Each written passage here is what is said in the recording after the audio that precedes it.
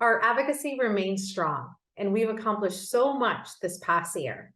For years, Audubon Society of Rhode Island pushed for a critical step in pesticide management, regulating neonics to help keep neonics out of the hands of untrained users for the health of pollinators and people. And with your support, we did it.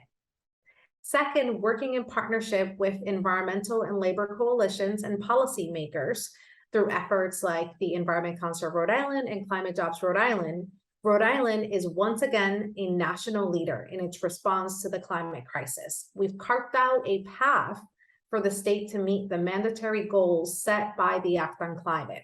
And that is with the passage of 100% renewable electricity by 2033 and up to 1,000 megawatts of additional offshore wind.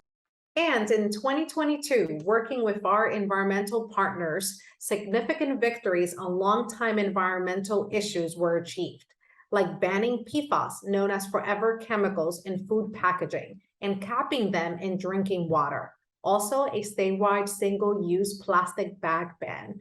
And we worked with community to prevent the advancement proposals for a toxic plastic incineration plant that most likely would have been built in the Port of Providence and would have bypassed state oversight. And we've achieved more in our advocacy and education efforts through collaboration in the Providence Stormwater Innovation Center. We're doing our part to improve water quality from stormwater pollution through nature-based solutions or green infrastructure. This is more critical than ever as we see the increased impacts of climate change with more extreme storms and flooding. Audubon Stormwater Manager Ryan Cobb has reported well over $900,000 being awarded to this effort since the launch of the Stormwater Innovation Center. And in August, we hired our second full-time staff member devoted to the effort of the Providence Stormwater Innovation Center. Lastly, this is my call to action to you. You can take further climate action for a green, clean Rhode Island.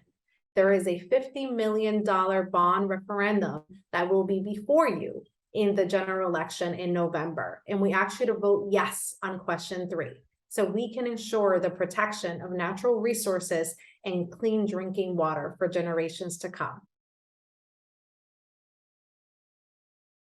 At the Audubon Society Department of Conservation, we manage our forests and other habitats for birds and other wildlife. One of our big projects that we've been engaged in is something called Forestry for the Birds, where we've been working for about 10 years on managing habitat for people. We do a bird survey and a habitat assessment. And from that, we then give recommendations to the landowners so they can manage their habitat. Also at the Audubon Society, we have been engaging youth in a summer program called the Youth Conservation League. And we prep people to get a feeling for what it feels like to work in the environmental science field. They work with land trusts and other partners such as the Nature Conservancy and the state, as well as the Audubon Society, managing refuges, maintaining trails, controlling invasive species on our refuges. Elsewhere on our refuges, we engage in grassland management. Originally, that was a focus on bird species that use grasslands, but now we've branched out into also improving the habitat for pollinators. These would include species like monarch butterflies, bees, beetles, and all the other species that use the wildflowers in the grassland. We've been fortunate enough to get some federal funding from the Department of Agriculture to manage these properties for pollinators and birds. In 2021, we were fortunate enough to obtain 24 acres through a generous donation in the town of North Kingstown. There we established the Drummond Wildlife Refuge in a landscape that's rapidly becoming more and more developed and suburbanized. So this is the last holdover for wildlife in North Kingstown. Also at Audubon, we engage in what's called citizen science. And in that, we work with a lot of volunteers who go out and monitor bird nests. We have been monitoring for bluebird nest boxes, osprey nesting, kestrels, the American kestrel, in our grasslands, in addition to other species. And this is valuable data that shows us trends in species rising and falling at our refuges and throughout the state. At our conservation department, we're really focused on climate change and how we can manage our refuges to be adaptable and resilient. We think that what we're doing right now is very adaptable, preparing us for the future, whatever that may hold. After 2 years of virtual video and mass programming, the Education and Nature Center staff of Audubon are back, doing what they do best. This past year, educators served more than 11,000 children with programs at schools, libraries, community centers, and our wildlife refuges. More than 20,000 people walked through the doors of the Nature Center and hiked the trails of the McIntosh Refuge in Bristol. The new Turtle and Curiosity Corner exhibits were particularly popular. The Palmieri Pollinator Garden in Bristol continues to flourish with the addition of native plantings. We also have developed a series of pollinator programs for children of all ages that we have begun to share through our camp and school programming. At our Caratunk Wildlife Refuge, we were very fortunate to receive funding from the Helen Ladd Brackett Trust. We have used these generous funds to improve the facilities at Caratunk, to buy equipment and supplies for our education programming, and to support summer camp scholarships and excellent summer camp staffing. We will continue to use these funds to reach more folks and bring them out to Caratunk this year. Moving forward in 2023, the Education and Nature Center staff are looking forward to serving even more families and students at schools, community organizations, and of course our beautiful Nature Center and aquarium. We hope you come and visit us soon. This year, the Avian Research Initiative accomplished a great deal.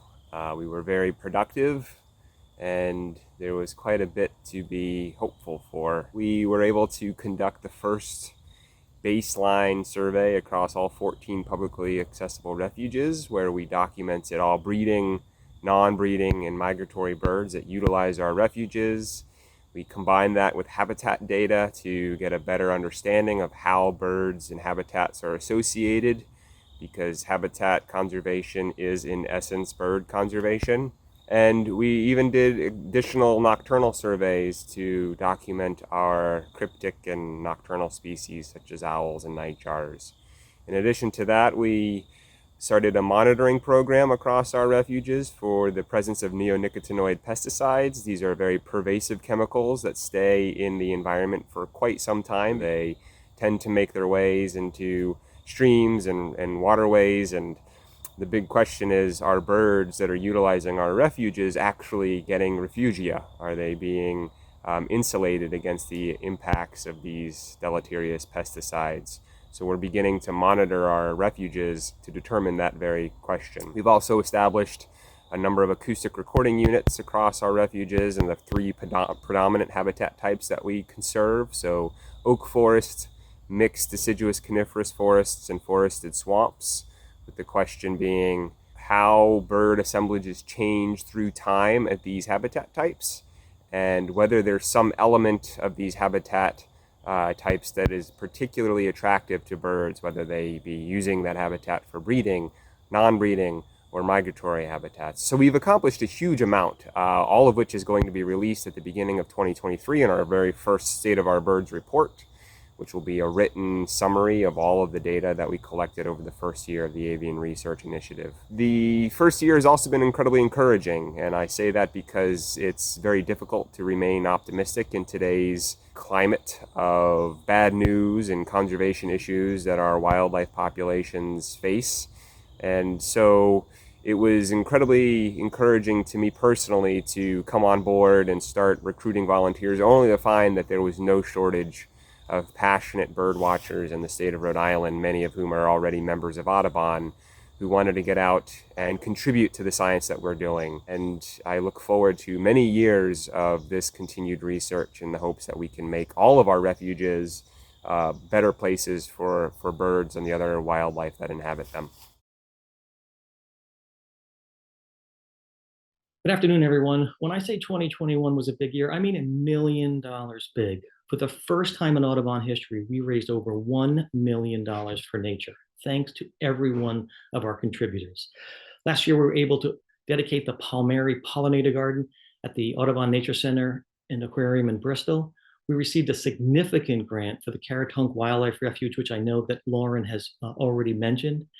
And on the very last day of the year, we received over $100,000 for land acquisition. And the very same donors had a challenge grant for this year's 401 Gives and raised an additional $50,000 to protect wildlife habitat. And speaking of 401 Gives, Audubon was the second largest beneficiary of a day-long support for charitable organizations in Rhode Island. Hey, let's be number one in 2023, shall we?